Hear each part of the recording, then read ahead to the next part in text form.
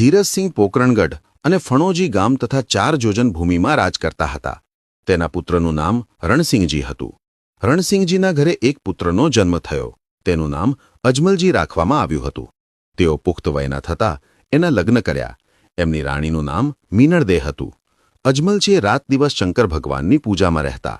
મીનળદે પણ નિત્ય નિયમ પ્રમાણે શંકરજીની પૂજા કરતા હતા. તેમને 3 પુત્રીઓ થઈ. તેનું નામ લાસા, લક્ષ્મી અને સગુણા રાખવામાં આવ્યું હતું. પરંતુ તેમને એક પુત્રની ખોટ હતી. અજમલજી આમ ન પુત્ર હોવાથી પુત્ર પ્રાપ્તિ માટે પ્રભુની પ્રાર્થના કરતા. તેઓ દર સોમવારે 108 પાર્થિવ શિવલિંગ બનાવીને તેની પૂજા કરતા. વર્ષમાં 2 વખત કાશીએ જતા હતા અને વિશ્વનાથને પ્રાર્થના કરતા કે મને પુત્રની પ્રાપ્તિ થાય. આમ કરતાં કરતાં વર્ષો વીતી ગયા.